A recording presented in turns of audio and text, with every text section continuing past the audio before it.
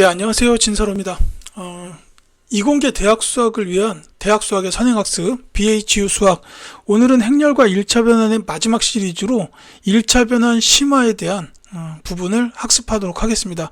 자, 한 가지만 복습을 하고 갈게요. 뭐냐면 지난 시간에 1차 변환 중에서 회전 변환을 배웠습니다. 그 행렬이에요. 코사인 세타 마이너스 사인 세타, 사인 세타, 코사인 세타. 제가 첫 페이지에다가 이렇게 필기한 적이 거의 없죠. 그러니까 그만큼 이 행렬은 중요한 의미를 갖고 있다라는 거 이제 기억해 주시기 바라겠습니다. 자, 합성 변환인데요. 요거는 뭐냐면은 이제 이런 거예요. 이제 뭐 합성 함수 같은 그런 개념입니다.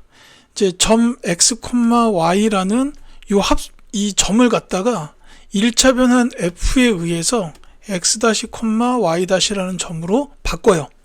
그리고 또 다른 1차 변환 g에 의해서 x2-, y2- 이렇게 이제 합니다. 그러니까 지금 이거는 x, y라는 점을 기준으로 봤을 때 얘 입장에서는 1차 변환을 한 번, 두 번 해서 x2-, y2-라고 이렇게 이제 이동을 한 거예요. 그러니까 지금 이게 변환이 두 번 된 건데 이건 합성함수의 개념이랑 똑같습니다. 여기서 이렇게 직접적으로 한 방에 가는 변환을 우리가 G서클 F라고 하자. 이건 이제 합성 함수에서도 동일한 개념을 적용시키죠. 그래서 여기서 이제 이 x, y, x-y-로 이렇게 이동하는 변환이 F, 그리고 요 x-, y-라는 점을 x2-, y2-라는 점으로 이동시키는 변환을 G라고 하면 이 x, y가 x2-, y2-가 되는 이 변환은 합성 변환 G서클 F다. 이렇게 나타내는데 여기서 중요한 게 뭐냐면요. 자, 만약에 F를 나타내는 행렬, F를 나타내는 이 행렬을 A라고 하고 변환 1차 변환 G를 나타내는 행렬을 B라고 하면 다음과 같은 등식이 성립해요. 그 x-y-는 행렬 A에다가 xy 이렇게 되고 그 다음에 x2-y2-는 행렬 B에다가 x-y-가 됩니다. 자, 그래서 이건 저희가 지금 하고 있는 게 뭐냐면은 x2-y2-로 이 x, y라는 점이 한 방에 가는 합성 변환을 얘기하고 있는 거예요. 그러니까 지금 여기에 x-y-가 여기 있죠. 이걸 갖다가 여기다가 삥 갖고 대입해요. 그러면 다음과 같은 식이 나옵니다. x2-y2-는 b가 있었고 x-y- 대신에 이 녀석이 들어가야 돼요. 자, 이렇게 됩니다. 그래서 여기서 이제 중요한 결론이 뭐냐면은 그 xy라는 요 점을 x2-, y2-로 이동시키는 요 합성 변환 G서클 F, 그거를 나타내는 행렬이 BA다라는 거예요. 자, G서클 F를 나타내는 행렬은 BA이다라는 겁니다. 이거 매우 중요해요. 그 이제 행렬 곱셈 쪽에서 제가 교환 법칙은 성립하지 않는다라고 했어요. 그러니까 BA하고 AB는 같은 행렬이 아니다. 일반적으로 그렇다고 했죠. 그래서 여기서도 이 G서클 F를 나타내는 행렬은 BA가 되는 거지 이걸 AB라고 쓰면 안 됩니다. 요게 이제 가장 중요한 내용이 되겠어요. 그래서 이제 예를 들게요.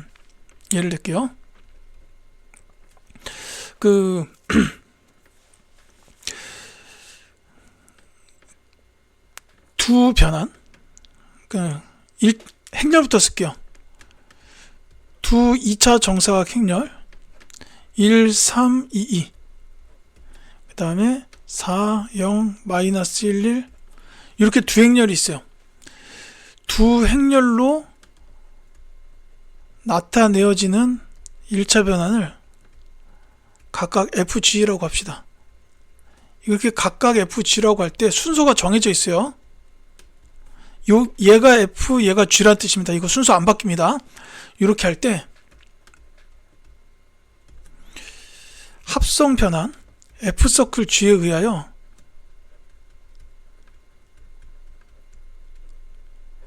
합성 변환 F서클 G에 의하여 점 3,1이 이동하는 점을 구해라. 이제 이렇게 나왔다고 할게요. 자, F 행렬을 A, G의 행렬을 B라고 할 때 G서클 F 나타낸 행렬이 BA였습니다. 지금 이 문제에서는 얘를 행렬 A, 얘를 B라고 놓으면은 F서클 G에 의해서 이동하는 점을 구해라 그랬거든요. 그러면 F서클 G 요 변환에 해당하는 행렬을 먼저 구하면 돼요. 그게 뭐냐면 G서클 F가 BA인 것처럼 F서클 G는 당연히 AB입니다. 그러니까 요 F서클 G에 해당하는 행렬은 AB가 돼요.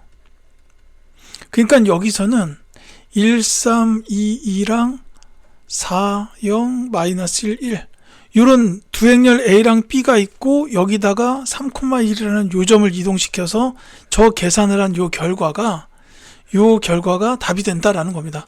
요 계산 과정은 뭐 복잡하고 여러분들이 곱셈만 익숙해지면 금방 될 부분이기 때문에 제가 이 얘기는 뭐 이렇게 길게 드리진 않겠습니다. 다만 여기서는 2차 정사각행렬 두 개의 곱을 먼저 하는 것보다 이쪽을 먼저 한 다음에 얘랑 곱하는 게 더 편할 수도 있어요. 왜냐하면 요거를 먼저 하게 되면 여기가 2 곱하기 2일 행렬이 나옵니다. 그렇기 때문에 그 다음에 유연속하고 계산하는 게 조금 더 편할 수도 있다라는 거예요. 이게 행렬이 교환법칙은 성립하지 않지만 이 곱셈이 여러 개가 이어져 있을 경우에 뭐 먼저 해야 되냐라는 거는 이제 그거는 상관이 없어요. 결합법칙은 성립하기 때문에 이쪽을 먼저 계산하고 그 다음에 얘를 곱해도 된다. 뭐 이 정도로 말씀을 드릴게요. 여기서 중요한 건 뭐냐면 F를 나타낸 행렬이 A, G를 나타낸 행렬이 B를 할 때 합성 변환 G서클 F를 나타낸 행렬은 BA, F서클 G는 AB가 된다라는 요거 합성 변환에 대한 성질을 기억하시면 됩니다. 자, 회전 변환의 합성인데요. 사실 요거는 제가 결론을 그냥 말씀을 드릴게요. 이거는 기하학적으로 금방 이해가 가야 됩니다. 뭐냐면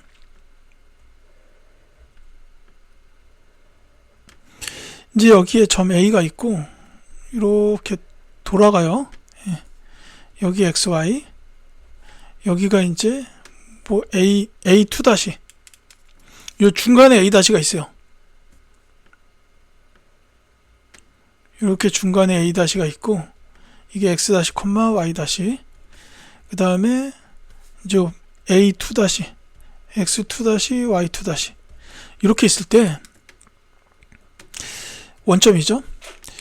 이제 A에서 A 다시까지를 알파 그 다음에 A 다시에서 A2 다시까지를 베타라고 해요. 그러면은 여기서 이제 F는 알파만큼의 회전이동 그 다음에 G는 베타만큼의 회전이에요. 그럼 여기서 G서클 F라는 거는 결국 뭐냐면 이 점에서 여기까지 간 게 F 그 다음에 여기서 이까지 간 게 G이기 때문에 이렇게 한 번에 가는 게 G서클 F잖아요. 그래서 이때 G서클 F는 그 각으로 따지자면 알파 플러스 베타만큼 회전이에요. 그 사실 이게 그러니까 그 뭐 G서클 F가 BA다 뭐 이것도 이제 앞서서 했잖아요. 그러니까 요걸 그대로 보자면 이런 게 성립을 한다라는 사실을 알 수가 있어요. 그 지금 여기서 F를 나타낸 행렬 A 요 행렬 A가 코사인 알파 마이너스 사인 알파 사인 알파 코사인 알파 이렇게 될 거고 그 다음에 여기 베타만큼 회전에 해당하는 행렬 B는 코사인 베타 마이너스 사인 베타 사인 베타 코사인 베타가 됩니다. 이제 이런 식으로 나오게 돼요.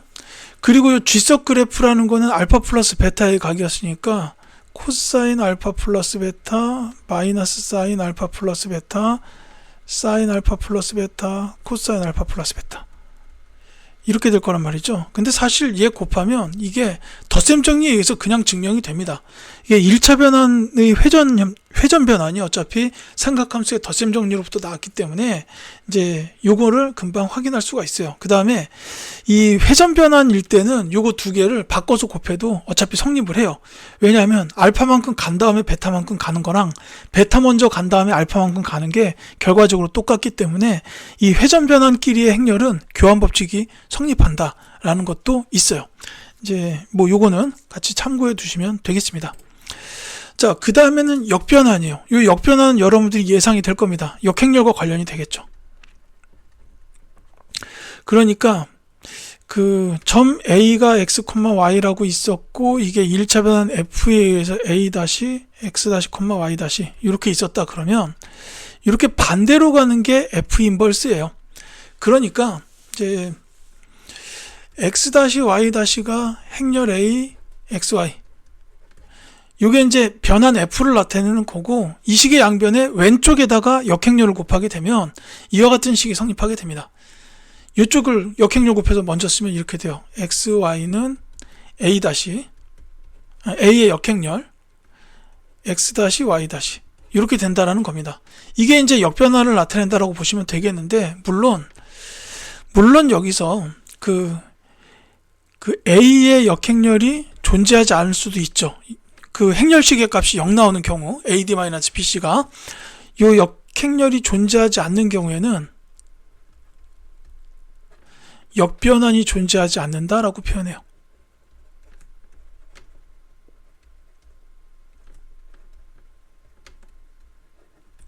이제 이렇게 보시면 되겠습니다. 그러니까 이거는 뭐 역변환이라는 게 반대로 가는 거기 때문에 당연히 이제 그 1차 변환 A에 해당하는 F에 해당하는 행렬이 A였다면 F 인버스에 해당하는 행렬은 A의 역행렬이 된다. 이렇게 보면 되겠죠. 그리고 한 가지를 더 말씀드리자면 이제 왜 합성함수에서 G서클 F라는 이 합성함수의 역함수를 구한 게 그 F 인버스 합성 G 인버스 이렇게 되잖아요. 그러니까 이게 그 변환에서도 동일하게 성립해요. 왜냐하면은 이 합성 함수나 합성 변환이나 어차피 진행 구조가 똑같기 때문에 이 등식은 여기서도 성립을 합니다. 그리고 이제 역행렬의 성질 중에서도 보면은 BA의 전체 역행렬이 A의 역행렬, B의 역행렬과 같다. 이렇게 나오게 돼요. 그렇기 때문에 이 역행렬의 성질이든 뭐 합성함수와 역함수의 성질이든 이런 걸 통해서 이거는 합성 변환, 역변환에서도 동일하게 성립하는 성질이다. 이렇게 봐주시면 되겠습니다. 자, 그 다음에는 도형의 1차 변환인데 사실 요 도형의 1차 변환은 뭐 이렇게 대학 수학에 크게 연결될 만한 부분은 아니에요. 그래서 이건 그냥 간단하게만 말씀을 드릴게요. 예를 먼저 들겠습니다. 예. 그러니까 요거는 한 점을 1차 변환을 통해서 구하는 게 아니라 한 도형의 방정식이 1차 변환되면 어떤 도형의 방정식이 될 거냐 이런 겁니다. 이건 어떻게 하면 되냐면 이런 거예요. 예를 들어서 그 도형 x제곱 플러스 y제곱은 4 이거 원이죠. 이 도형을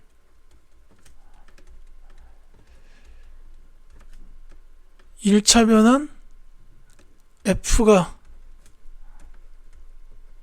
나타내는 행렬 이 표현을 좀 잘못한 것 같은데 3, 2, 2, 1 요 행렬을 통해서 나타내어지는 요 1차 변환 F로 요 변환 F로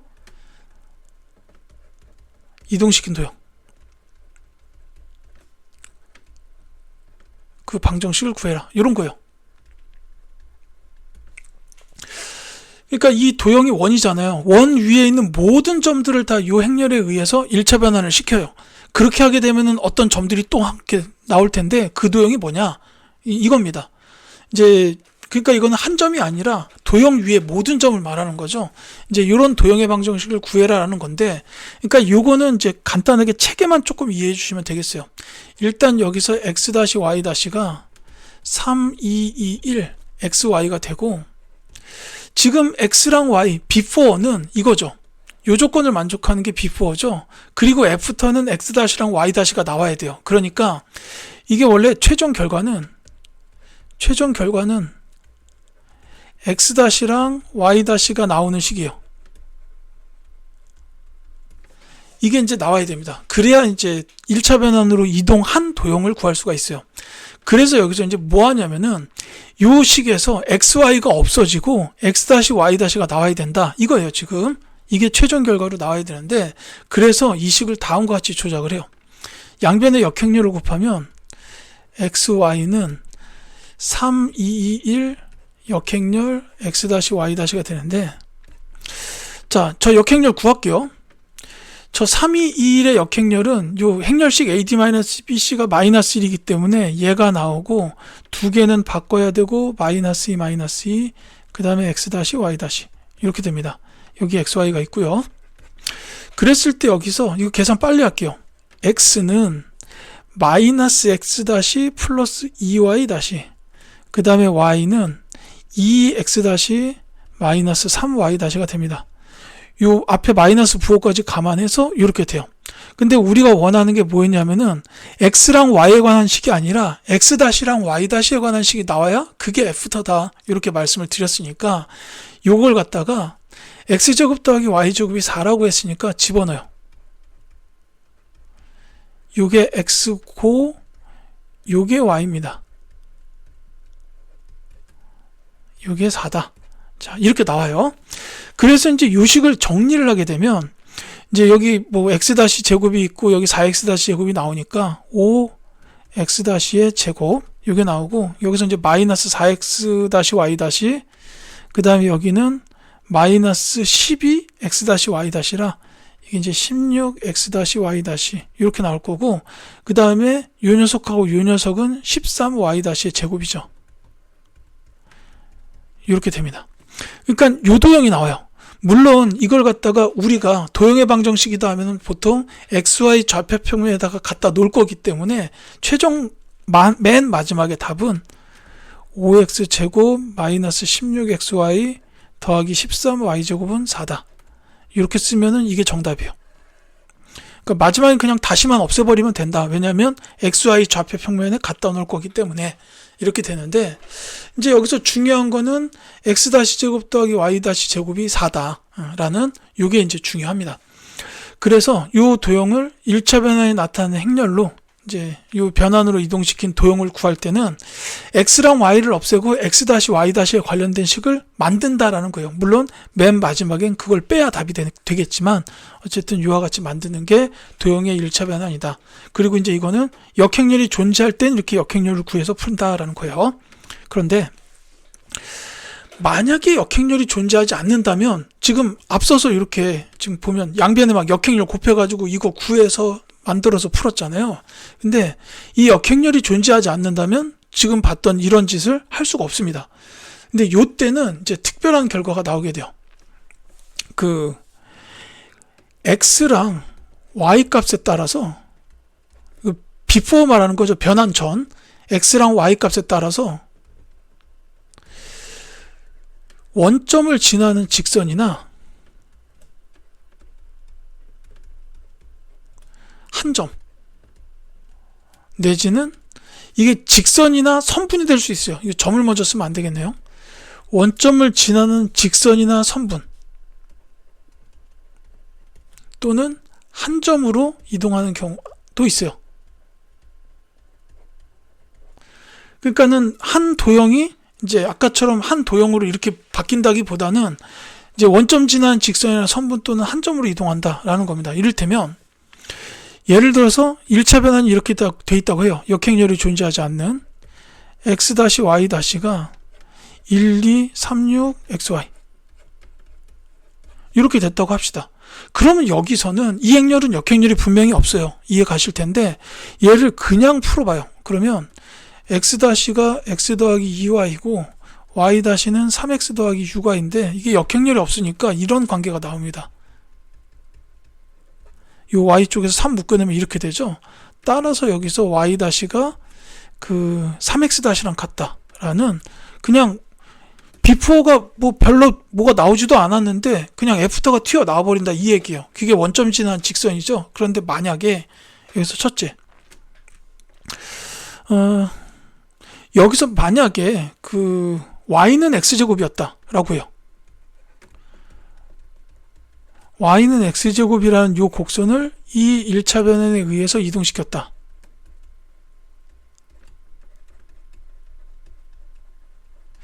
그러면은 요때는 요 x가 모든 실수가 되기 때문에 여기서 x-가 x 플러스 2y, y-가 3x 플러스 6y이기 때문에 여기서는 이제 요렇게 봐야 돼요. 지금 y가 x제곱이니까 저기서 x-가 요 자리에다가 x제곱을 집어넣을게요. x 더하기 2x제곱이 됩니다. 그럼 얘가 2x제곱 더하기 x이기 때문에 요게 사실은 모든 범위가 안 나와요. 지금 보시면 알겠지만 요게 x에 관한 2차식으로 그냥 정리가 돼버리기 때문에 요 녀석의 범위가 모든 실수 범위가 안 나옵니다. 이게 뭐 마이너스 얼마보다 크거나 같다가 나와요. 그러니까 여기서 이제 최종 결과는 요 직선식이 나오긴 나오지만 여기서 x-의 범위가 얼마 이상이 되기 때문에 이거 원점 지나는 직선 전체가 되질 않죠. 그러니까 y는 3x 요 직선의 전부분이 나오는 게 아니에요. 지금 얘가. 그 다음에 두 번째로 만약에 x제곱 더하기 y제곱은 1이었다. 이때도 지금 x-가 x 더하기 2y다 라고 했는데 이게 범위가 제한이 돼 버려요. 왜냐하면 이때는 제곱 더하기 제곱이 1이니까 x를 코사인 세타, y를 사인 세타 뭐 이런 식으로 하게 되면 뭐 이제 이런 식으로 놓게 되면은 저기서 이 x-가 x 플러스 2y였으니까 이게 코사인 세타 더하기 2사인 세타였어요. 근데 요 녀석은 범위가 왜 삼각함수 합성 그것 때문에 마이너스 루트 2에서 루트 5 사이가 나옵니다. 그러니까 여기서 x-가 마이너스 루트 2에서 루트 5 사이 나와요. 그래서 이 범위에 해당하는 요 직선이 나오게 된다. 그러니까 직선이 아니라 실제로 선분이 되는 거죠. 그러니까 요때는 첫 번째는 반직선, 두 번째는 선분 이렇게 나오게 되고 세 번째 심지어 만약에 우리가 이동시켜야 되는 도형의 비포어가 x 플러스 2y는 4였다. 얘를 갖다가 이 1차 변환에 의해서 이동시켜라 그러면 여기 집어넣는 순간 x-가 무조건 4가 되고 그렇다면 y-는 12가 돼요. 그럼 얘는 4,12라는 한 점밖에 안 나옵니다. 이제 이런 식으로 이제 같은 1차 변환인데 역행렬이 없으면은 주어진 도형이 뭐냐에 따라서 x, y 값의 범위가 나오고 그 범위나 값에 의해 가지고 원점 지난 직선이 될 수도 있고 한 선분이 될 수도 있고 점으로 나올 수도 있다라는 겁니다. 그러니까 이 역행렬이 존재하지 않는 경우에는 이제 요 식을 먼저 조작해서 애프터가 나와요. 그리고 비포에서는 범위를 찾는다라는 뭐 이런 내용이다. 이렇게 보시면 되겠습니다. 좀 어렵죠? 어려운데 이제 대학 수학과의 연결은 그렇게 긴밀한 편은 아니기 때문에 이 정도만 이해를 해두시면 되겠습니다. 자, 이렇게 해가지고 이제 행렬과 1차 변환에 대한 모든 설명을 마치겠습니다. 이제 다음 시간에는 이 행렬 1차 변환 파트를 전체적으로 요약을 한번 하고 그리고 나서 이제 마지막 대단원 벡터로 넘어가도록 하겠습니다. 감사합니다.